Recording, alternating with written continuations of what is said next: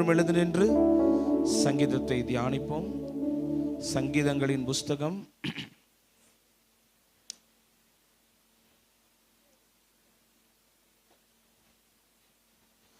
117வது சங்கீதம். 117வது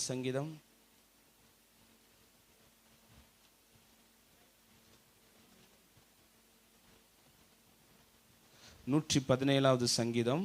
அதில் 2 வசனம் தான் இருக்கும். அதை தொடர்ந்து 118 9வது வசனம் வரைக்கும் நம்ம வாசிக்க போகிறோம். 117வது சங்கீதம் 1-2 அதே போல் 118வது சங்கீதம் 1-9 வசனங்களை நம்ம வாசிப்போம். ஜாதிகளே எல்லோரும் கர்த்தரை துதியுங்கள், ஜனங்களே எல்லோரும் அவரை போற்றுங்கள்.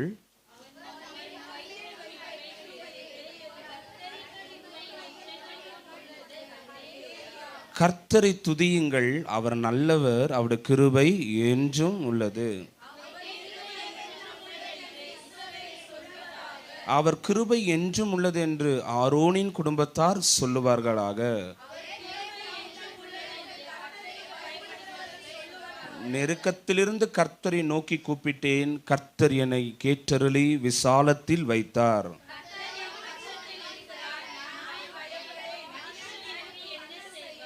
எனக்கு அனுகூலம் பண்ணுகிறவர்கள் நடுவில் கர்த்தர் என் பட்சத்தில் இருக்கிறார். என் சத்துருக்களில் சரி கட்டுதல் சேர்ந்து வாசிப்போம்.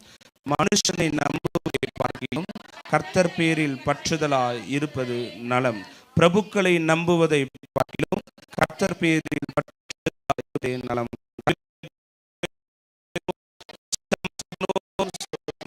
ஆமே, நம்ம அப்படி அமர்ந்து கொள்வோம்.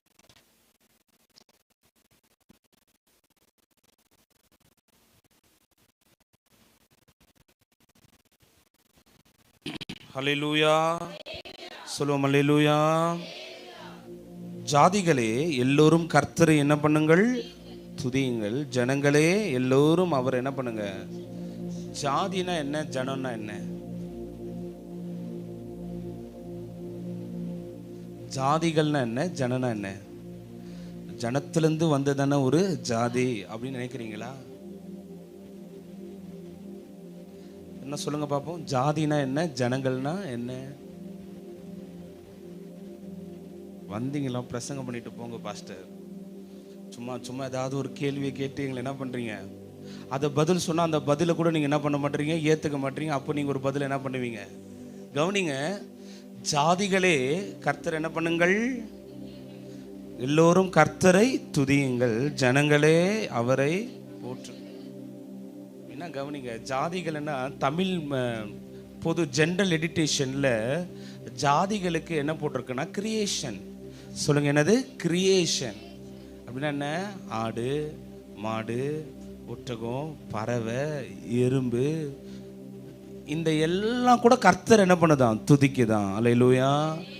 சத்தமா சொல்லுங்க அல்லேலூயா. அந்த கிரியேஷன் எல்லாம் கர்த்தர் என்ன பண்ணிட்டு இருக்குது, துதிக்குது. ரெண்டாவது, ஜனங்களே எல்லோரும் அவர் என்ன பண்ணுங்க, போற்றுங்கள். அவர் என்ன பண்ணணும், போற்றணும். ஏன்னா அவர் நம் மேல் வைத்த கிருபை பெரியது, கர்த்தரின் உண்மை என்றென்றைக்கும் உள்ளது. நான் ஆராதனை சொன்னது போல ஏன் அவர் உயர்த்தணும், ஏன் அவர் ஆராதிக்கணும்னா அவர் நம்ம மேல் பாராட்டின கிருபை பெரியதையா. அல்லேலூயா. நான் நிர்மூலம் ஆகலை. எதிர்த்து வந்தாங்க, போராட்டம் வந்துச்சு, உபத்திரம் வந்துச்சு. ஆனால் நான் விழுந்துருவன் தான் மனுஷன் எதிர்பார்த்தான். ஆனால் என் கூட இருக்க என் அப்பா என்னை கீழே விழ வைக்கல. அல்லேலூயா. சத்தமா சொல்லுங்க அல்லேலூயா.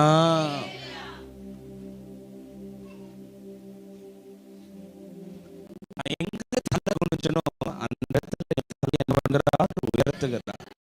இப்போ நான் என்ன செய்யக்கூடாதுன்னா, நான் எங்கே தலை குனிஞ்சனோ அங்கே என் தலையை உயர்த்த நான் முயற்சி எடுக்கக்கூடாது. ஒரு ஆமென் சொல்லுங்க. நான் இங்கே தலை குனிஞ்சிட்டேன்ப்பா, நான் பிஸ்னஸில் இந்த இடத்துல தோத்துட்டேன், நான் விட்ட இடத்துல என்ன பண்ணுறேன், பிடிக்கிறேன். அதுதான் மாம்சம். அல்லேலூயா சொல்லுங்க அல்லேலூயா.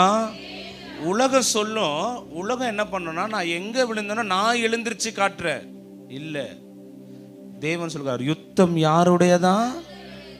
அப்போ உன் தலை உயரணும்னா நான் என்ன செய்யணும், நீங்கள் சும்மா இருப்பீர்கள். கர்த்தர் உங்களுக்காக என்ன பண்ணுவாரா? பண்றாரா இல்லையா? சத்தமா சொல்லுங்க, பண்றாரா இல்லையா? இன்னொன்று கேட்குற, பண்ணி இருக்கிறாரா இல்லையா? அல்லேலூயா. எனக்கு பண்ணி இருக்கிறார். ஆமென். எப்போது? நான் சும்மா இருக்கும் பொழுது, நான் அமைதலாக இருக்கும் போது, நான் அமர்ந்து இருக்கும் போது. அல்லேலூயா. வசனத்தை புரிஞ்சுக்கோங்க. 2ஆம் வசனத்தில் அவர் நம்மேல் வைத்த கிருபை பெரியது. இதை புரிஞ்சு கொள்ளுங்கள்.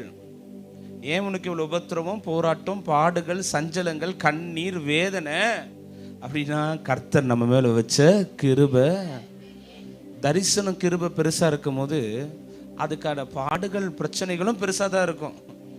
அல்லேலூயா சொல்லுங்க, அல்லேலூயா. மடிவலையில் நான் சொன்னது போல 230 ரூபாய் இபி பில் கட்டுவோம். எவ்வளோ கட்டுவோம்? 200. காரணம் மடிவலை எவ்வளோ பெரிய இடம், சின்ன இடம். 230 ரூபாய் தான். 300, 100, 150 ரூபாய் கூட என்ன பண்ணும், எலக்ட்ரிசிட்டி வருது. ஆனால் இங்கே எவ்வளோ கரண்ட் பில் வருதுன்னா 3000, 3500, 3900. ஏன் ஆண்டவரே இவ்வளோ கரண்ட் பில்லை வைக்கிறீங்கன்னா, ஆண்டவர் என்ன சொல்லுவார்? ஏன்னா இவ்வளோ பொருட்களை யூஸ் பண்ணிட்டு நீ அதே மடிவாளில் வர 230 ரூபாய் கரண்ட் பில் எதிர்பார்த்தா நல்லதாக இருக்குமா? கவனிங்க. என்னுடைய தரிசனம் பெரிதாகும் பொழுது, கர்த்தர் என் வாழ்க்கையில் வச்சிருக்கிற திட்டம் பெரிதாகும் போது, கர்த்தர் நமக்குன்னு வச்சிருக்கிற டெஸ்டினி பெருசாக இருக்கும்போது, அதற்கான சில காரியங்களும் அதை விட பெருசாக தான் இருக்கும். அல்லேலூயா. அதை புரிந்து கொள்ளுங்க. ஏன்னா அது முடிக்கிறப்ப எப்படி முடியுதுன்னா, கர்த்தரின் உண்மை என்றென்றைக்கும் உள்ளது. எல்லாரும் சொல்லுங்க, கர்த்தரின் உண்மை என்றென்றைக்கும் உள்ளது. எப்போது இருக்கிறது அந்த உண்மை. நான் உண்மையா இருந்தேன்னா இன்னைக்கு எனக்கு ஆசீர்வாதம் அப்படின்னு நம்ம வேதம் உண்மையா சொல்லுது. நம்ம உண்மை உள்ள மனுஷன் என்ன பண்ணுவான்? பரிபூர்ண ஆசீர்வாதங்க. ஆனால் அவர் நம்மளை ஆசீர்வதிக்கிறது நம்ம உண்மையை வச்சு நம்ம அவர் என்ன பண்ணுறது இல்லை, ஆசீர்வதிக்கிறது இல்லை. அப்படி பார்த்தா தாயின் கருவிலேருந்து வெளியே வந்த ஒரு மாதத்தில் 2 மாதத்துக்குள்ளேயே நம்மளுக்குள்ளே என்ன வந்துடும். ஏன்னா தாவீது சொல்லுகிறான், என் தாய் என்னை பாவத்தில் என்ன பண்ணா, உற்பவித்து கர்ப்பம் தரித்தாள். அல்லேலூயா. என் பாவத்தில் தான் என்னை கர்ப்பம் தரிச்சிருக்கிறேன். நான் பிறந்தது இதில் தான் பிறந்திருக்கிறேன், பாவத்தில். அப்படி இருக்கிற எனக்கு அவர் எனக்கு கொடுக்குற பேர் என்ன தெரியுமா? பரிசுத்தவான், நீதிமான், என் புள்ள. அல்லேலூயா. இன்னொன்று சொல்றாரு, ராஜாக்களும் நீங்களே, ஆசாரியர்களும். யாரு? பாவத்துல கற்பு தரித்த நீங்களும் நானும். உலகம் பாவிக்கு கொடுக்குற பேரு பாவி, மன்னிக்கணும், பாவம் பண்றவனுக்கு கொடுக்குற பேர் என்ன? பாவி. ஆனா என் அப்பா அவரோட ரத்தத்தினால கழுவி என்ன கொடுக்குற பேரு புள்ள. அல்லேலூயா. அந்த தேவனுக்கு பட்டு ஒன்றும் இல்லை. கர்த்தரை துதியுங்கள், அவர் நல்லவர், அவருடைய கிருபை, அவர் கிருபை என்றும் உள்ளது என்று இஸ்ரவேல் சொல்லுவதாக. அவருடைய கிருபை என்றும் உள்ளது என்று ஆரோனின் குடும்பத்தார், அவர் கிருபை என்றும் உள்ளது என்று கர்த்தருக்கு பயப்படுகிறவர்கள் சொல்லுவார்களா. ஒவ்வொரு நாளும் கிருபையை கன்ஃபஸ் பண்ணுங்க. கர்த்தர் நல்லவர், அவருடைய கிருபை என்றும், அவருடைய கிருபை என்றும். தம்பி ரிச்சர்டு கிட்ட பேசுறப்பெல்லாம் அவர் கிருபை என்றும் உள்ளது. ஒருத்தட்டு சுரேஷ் பாஸ்டர்கிட்ட சொல்றப்பெல்லாம் கர்த்தருக்கு ஸ்தோத்திரம், கர்த்தருக்கு மகிமை உண்டவதாக. அல்லேலூயா. நீதிமான் தங்களுடைய படுக்கையில் கெம்பீரித்து சத்தமிடுவார்களாக. அல்லேலூயா. பல முறை சொல்லியிருக்கிறோம். அவர் படுக்கும் போது கூட என்ன பண்ணுவார்? இப்படி திரும்பி படுக்கும் போது ஸ்தோத்திரம் ஸ்தோத்திரம் அப்படின்னா அங்கே ஆவி ஆண்டவரோடு என்ன பண்ணிட்டு இருக்கிறது? துதிச்சிட்டே இருக்குது, இணைஞ்சிட்டே இருக்கிறது. அல்லேலூயா. அவரை துதியுங்கள், அவர் நல்லவர், அவருடைய கிருபை, அவருடைய கிருபை என்றும் உள்ளது என்று இஸ்ரவேல் என்ன பண்ணுவதாக. அவருடைய கிருபை என்றும் உள்ளது என்று ஆரோனின் குடும்பத்தார், அவர் கிருபை என்றும் உள்ளது என்று கர்த்தருக்கு பயப்படுகிறவர்கள். கவனிங்க, நல்லா கவனிங்க. இந்த சங்கீதத்தை தியானிக்கும் போது ஆண்டவர் ஒரு காரியத்தை கற்றுக் கொடுத்தார். கர்த்தருடைய கிருபை எத்தனை பேர் ருசி பார்த்துருக்கிறீங்க? ஒரு ஆமேன்னு சொல்லுங்க. கிருபை ருசி பார்த்துருக்கீங்களா? கிருபையை ருசி பார்க்கலன்னு கரங்களை உயர்த்தவங்களுக்கு என்ன தெரியுமா? நீங்க ஏன் கிருபையை ருசி பார்க்க முடியலன்னா, வசனம் சொல்லுது பாருங்க, 8வது வசனத்தை வாசிங்க.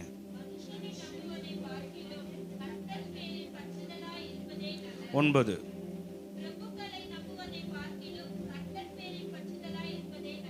கர்த்தர் கிருபையை ருசி பார்க்காதவன் மனுஷனுடைய அன்பை, தயவை, அனுக்கலத்தை, ஆதரவை பற்று இருக்கிறான்னு அர்த்தம். புரியலையா? புரிஞ்சவர் ஆமென்னு சொல்லுங்க. கர்த்தர் கிருபையை ருசி பார்க்காத ஒரு நபர், ஏன் அவன் கர்த்தர் கிருபை ருசி பார்க்க முடியல? அவன் யாரை நம்பி வாழ்ந்துட்டாங்க? மனுஷனை. யாரை சார்ந்து வாழ்ந்தாச்சு? மனுஷனை. யாரை நம்பி வாழ்ந்தாச்சு? பிரபுக்களை நம்பி. அல்லேலூயா. அதனால தான் என்னால் கர்த்தரை ருசி பார்க்க முடியல. கர்த்தருடைய அன்பை என்ன பண்ண முடியல? அல்லேலூயா. இன்னைக்கு காலையில் நான் எழுந்திரிச்சு ஒரு இடத்துக்கு போனோம், கையில் சுத்தமாக காசு இல்லை. சொல்லுங்க, கையில் சுத்தமாக எந்திரிச்ச உடனே யார் கதவை தட்டலான்னு நினச்சானா நான் மனுஷனை நம்பி இருக்கிறேன்னு அர்த்தம். நேராக போ எங்கள் அம்மா கிட்ட போய், அம்மா எனக்கு காசு கொடுங்க, நான் இந்த இடத்துக்கு போகணுன்னு கேட்டானா நான் யாரை நம்பி இருக்கிறேன்? ஆனால் நான் காலையில் எழுந்திரிச்ச உடனே மனுஷனை நம்பாமல் எப்படியோ என்னை இந்த ஆண்டவர் என்னை கொண்டு போய் என்ன பண்ணிட்டு வராங்க, சேர்த்துருவார்னு முழங்கால் படிட்டு கர்த்தரை நான் உயர்த்த ஆரம்பித்தேன்னா நான் போக தேவையில்ல, என்னை தேடி கர்த்தர் கிருபை அனுப்புவார். அல்லேலூயா. யாரோ ஒருத்தர், நீங்கள் இது கதை சொல்கிறேன்னு நினச்சிக்காதீங்க, யாரோ ஒருத்தவங்க கதவை தட்டி ஆண்டவர் நைட்டெல்லாம் நான் என்ன பண்ண விடலை, தூங்க விடலை, இந்த காரியத்தை உங்களுக்கு என்ன பண்ண சொன்னார், சொல்லுவாரா இல்லையா? சரி, மன்னிக்கணும், செய்வாரா இல்லையா? அதுதான் கர்த்தருடைய கிருபையை ருசி பார்க்காதவங்க மனுஷனுடைய நன்மையில் சாட்டிஸ்ஃபேக்ஷன் ஆயிட்டாங்க. சொல்லுங்க, மனுஷனுடைய நன்மையில திருப்தி ஆகிவிட்டார்கள். அல்லேலூயா.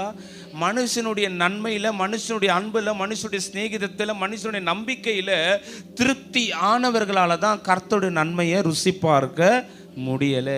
ஏன் கர்த்தர் எனக்கு, நானும் கேள்விப்பட்டிருக்கேன் பாஸ்டர், நீங்களும் கர்த்தர் கிருபை என்றும் உள்ளது, கர்த்தர் என்று கிருபை உள்ளவராக இருக்கிறார், அந்த கிருபையில வாழ்க்கையில பார்க்க முடியல, பார்த்ததே இல்லை அப்படின்னு ஒருவேளை நீங்க நினைப்பீங்கன்னா, ஏன்னா நீங்க மனுஷனுடைய நன்மையில இது போதும், என்னை பார்த்துக்க என்ன இருக்குது, இந்த காரியம் இருக்கு, இவங்க இருக்கிறாங்க, என்னை பார்த்துக்க எங்க அப்பா இருக்காங்க, அம்மா இருக்காங்க, உறவு இருக்கு, இது எனக்கு போதும். இல்லை, அப்படி கிருபை தான் நமக்கு போதும். அல்லேலூயா. மீண்டும் சொல்றார் ஆண்டவர், நீ நம்புற எல்லா காரியமும் ஒரு நாள் போயிடும். அல்லேலூயா.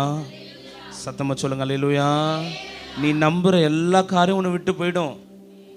என் ஆண்டவர் ஒருவரை தவிர, அவருடைய கிருபையை தவிர. ஏன்னா அந்த கிருபை என்ன சொல்லுதுன்னா, கர்த்தரின் உண்மை என்றென்றைக்கும் உள்ளது. நான் நம்புற வேலை என்னை விட்டு போயிடும், நான் நம்புற தொழில் என்னை விட்டு போயிடும், நான் நம்புற உறவுகள் என்னை விட்டு போயிடும், நான் நம்புற பொருட்கள் என்னை விட்டு அகன்றோம், நான் நம்புற வீடு, நான் நம்புற வாசல், நான் நம்புற எல்லா காரியமும் எனக்கு ஒரு நாள் அடைக்கப்பட்டுடும். ஆனால் கர்த்தருடைய கிருபை மாத்திரம் என்ன பண்ணாது? சொல்லுங்க, விலகாது, மாறாது, மறவாது.